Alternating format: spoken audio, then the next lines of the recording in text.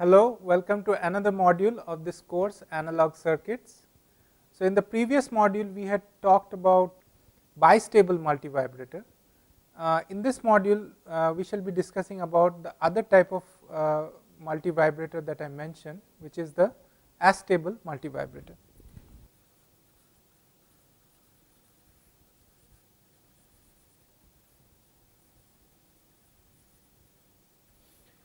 So, as I had discussed in the previous modules that multivibrators are special classes of analog circuits.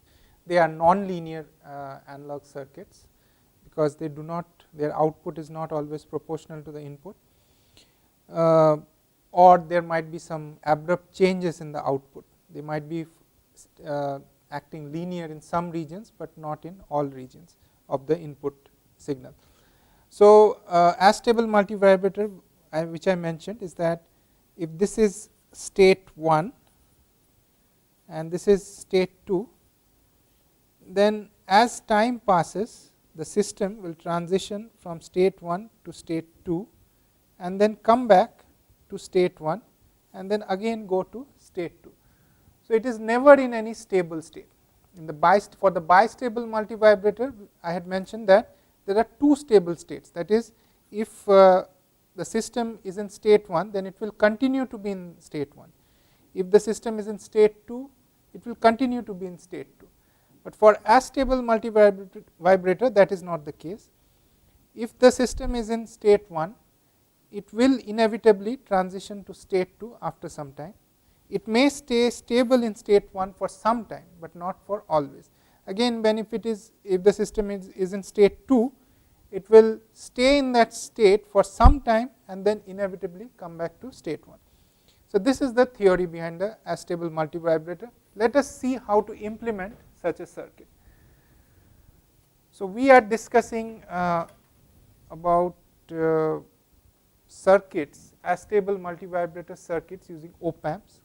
There are also other ways to implement astable multivibrators using MOSFETs, but here for this course we will be restricting our discussions to those circuits which are based on op amps only. So, the circuit for an astable multivibrator is like this.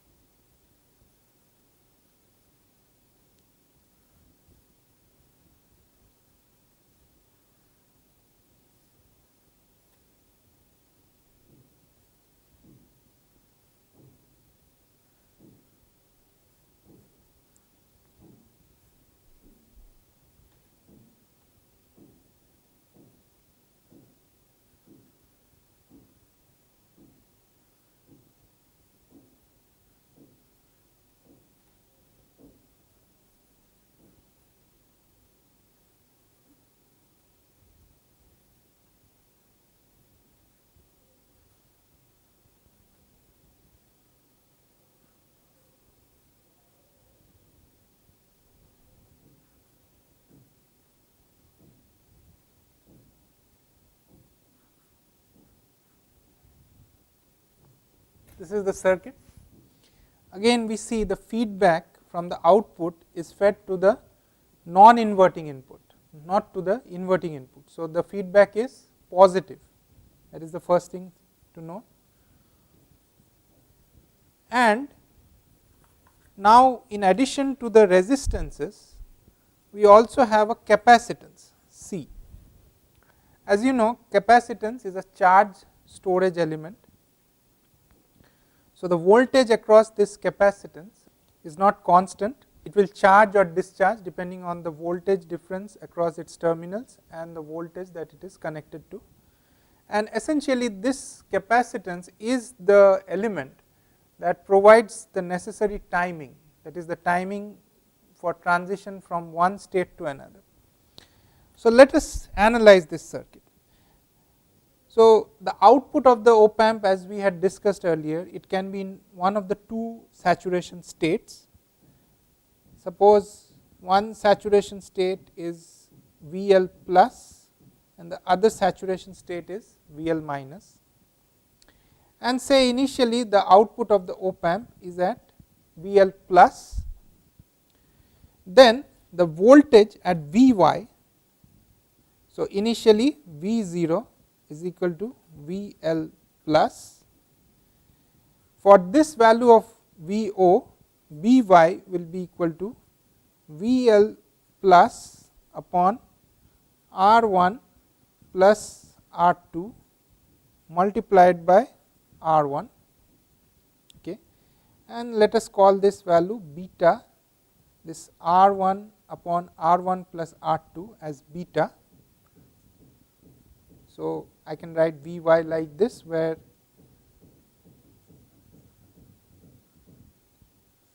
beta is equal to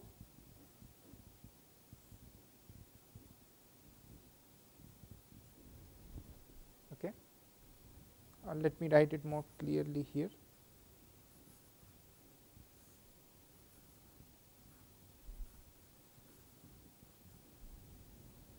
Okay.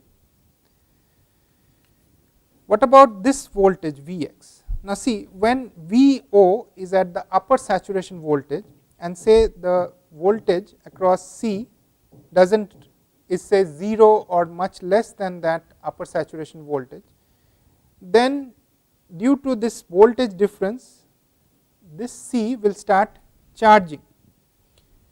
And what is the equation for the voltage across this capacitance when it is charging? So, can I write the voltage value across the capacitance, or this Vx value, if we can go here.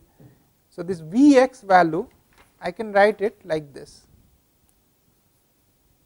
Vx is equal to VL plus minus of VL plus minus beta VL minus E raised to minus t upon tau.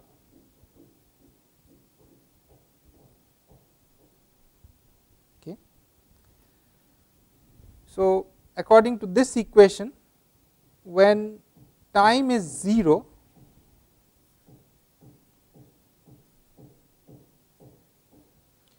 Vx will simply be equal to beta VL minus.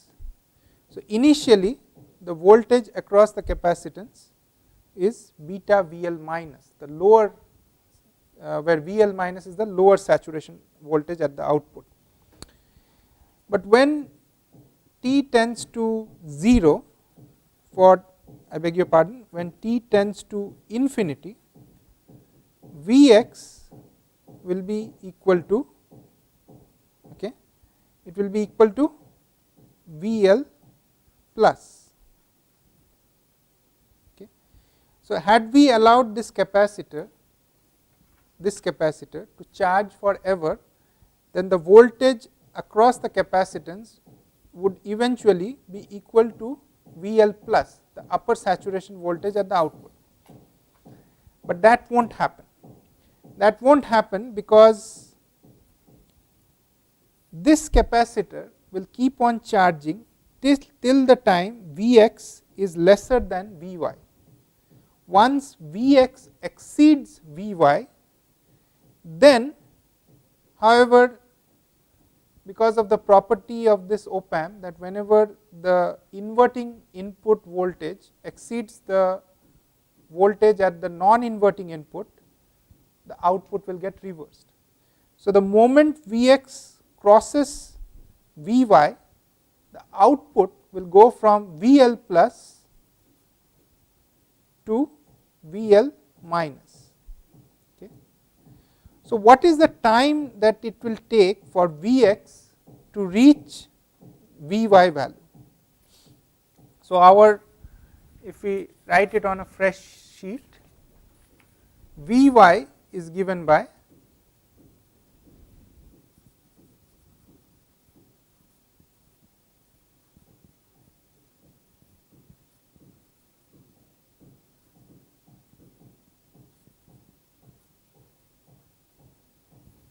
Vx is given by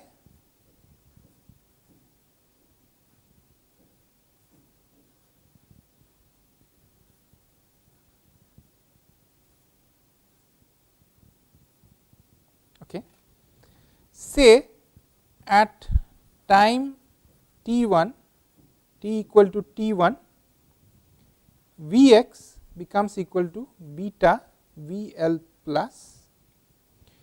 So, then let me substitute that beta Vl plus is equal to Vl plus minus Vl plus minus beta Vl minus e raised to minus t1 upon tau, okay. And the value of t1, if we solve this equation, that we should get is like this.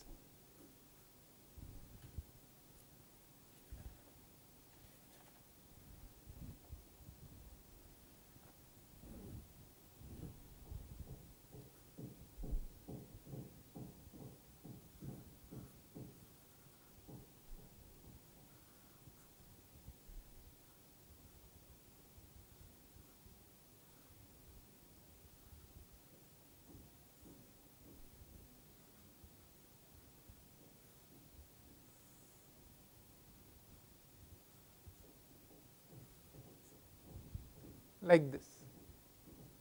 Now, here I did not mention what was this tau. Tau is called the time constant.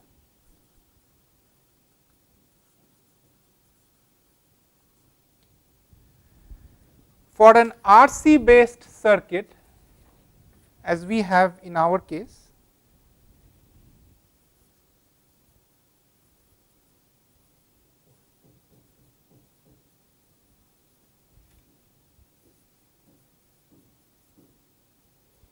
tau is given by RC. For a LR or an inductor resistance circuit,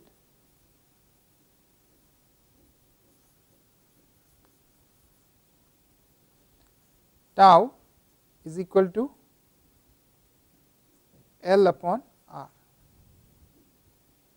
So, now that we have this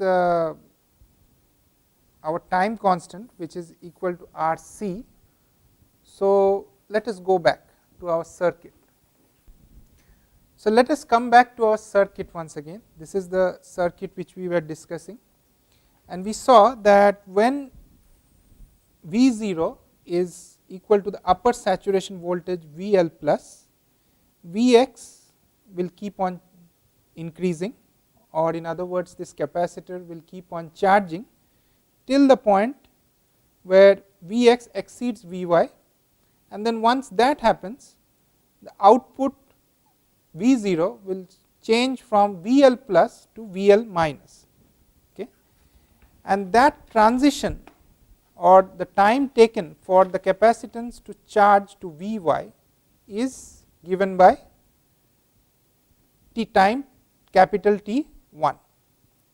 So, if we plot this on a graph, how will it look like? So, I have my V0, okay. If I use the green pen,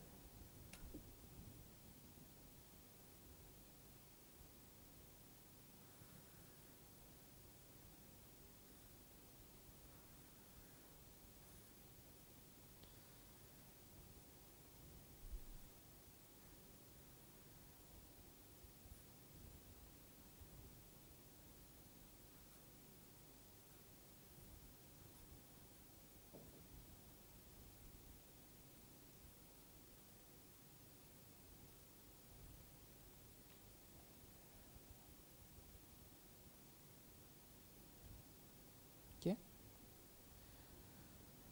So, initially when VL is at state 1 at the upper saturation voltage, or sorry, I should say the V0 is at the upper saturation voltage VL plus, it will remain in that state for time T1, after which it will transition to the lower saturation voltage, okay. And the corresponding Vy response will be something like this.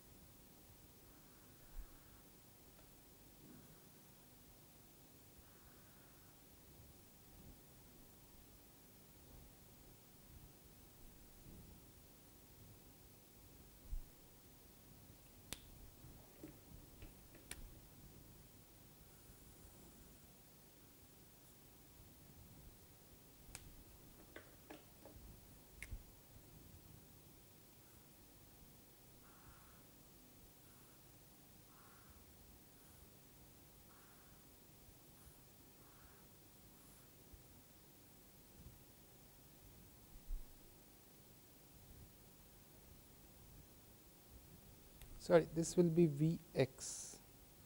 Please note this correction. This will be Vx, and this is Vy. Yeah, please note this correction. This voltage that I showed here is Vx, and this is Vy. Okay, we will come to the description of time t2 later on, but for now let us see what is this Vx, how Vx, Vy and V0 are changing with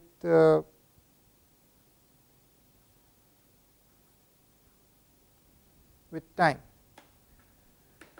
So, we were discussing about the properties of this astable multivibrator.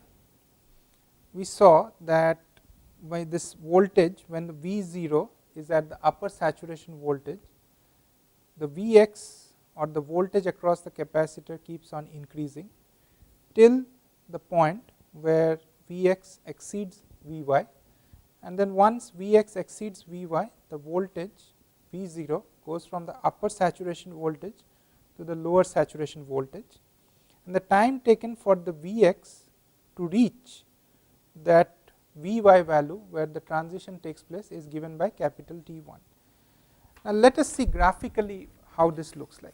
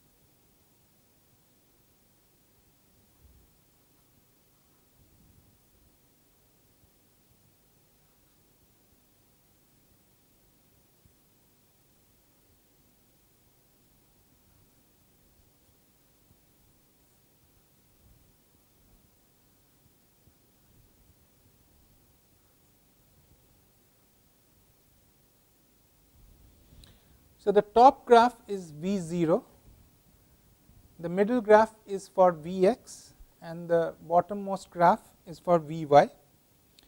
So, this graph kind of shows the what we were discussing mathematically. Say initially the voltage Vx, or the voltage across the capacitor, is beta VL minus. Now, you must be asking me a question, why did I consider the initial voltage as beta VL minus, is not it?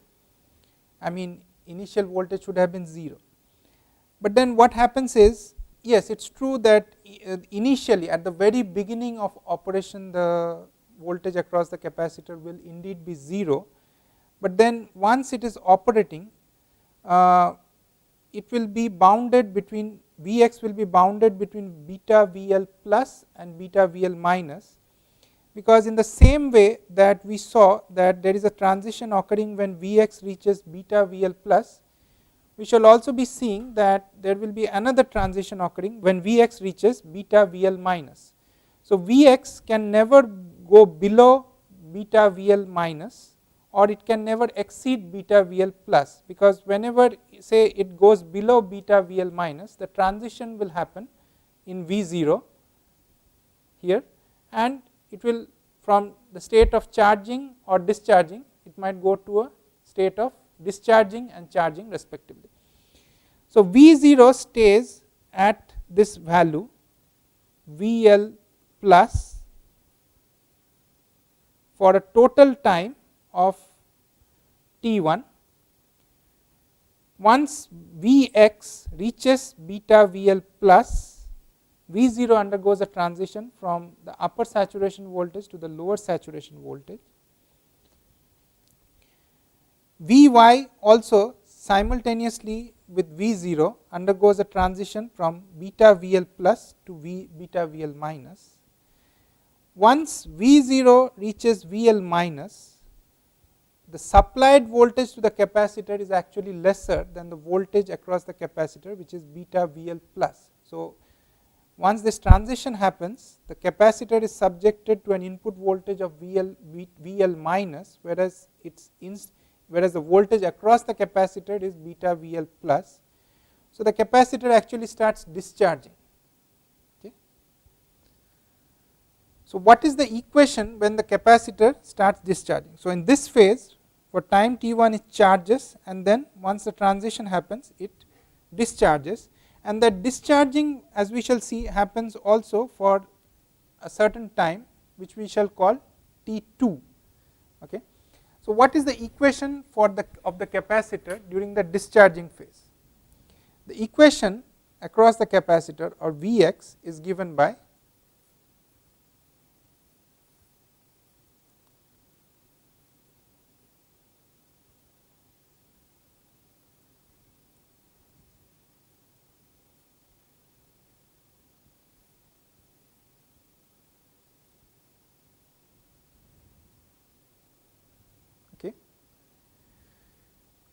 say at t equal to T2, Vx becomes equal to beta VL minus. Okay. So, if we go back to the circuit once again, so now Vy is equal to beta VL minus, okay, where VL minus is the lower threshold voltage, or I beg your pardon, where VL minus is the lower saturation voltage. Vx, this capacitor is discharging. So, Vx is going down. It will go down till the point again when Vx becomes lesser than Vy, when there will again be a transition. Okay. So, this capacitor will keep on discharging till Vx reaches Vy, given by beta VL minus. Once that happens, V0 will undergo a transition from the lower saturation voltage to the upper saturation voltage. Okay. So, say at time t equal to capital T2, Vx is equal to beta VL minus, which is equal to Vy. Then that T2, if we substitute t equal to capital T2 in this equation and then solve for capital T2, we will get the value of capital T2 as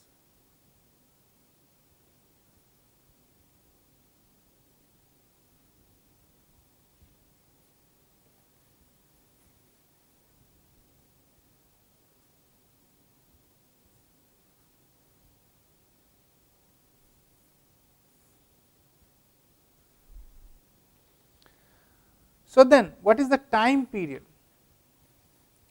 or in other words what is the total time taken for this multivibrator to start from a certain state and come back to the certain state. The time period is this time for this, for the charging phase capital T1 and for the discharging phase capital T2. So the time period T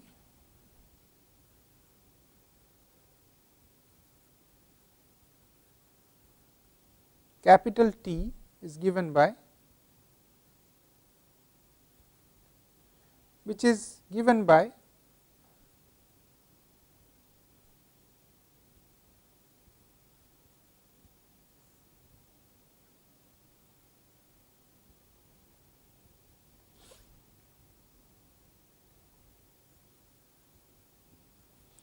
so when VL plus is equal to minus of VL minus, and the upper and lower saturation voltages at the output are the negative of each other.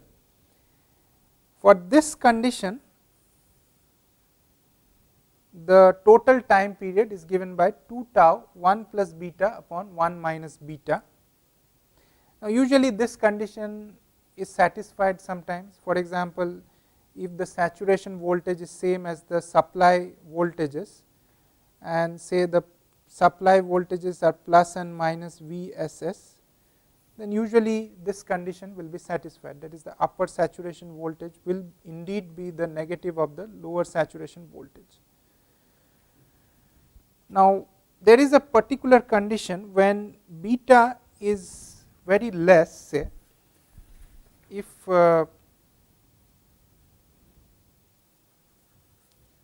beta is very small, then it can be shown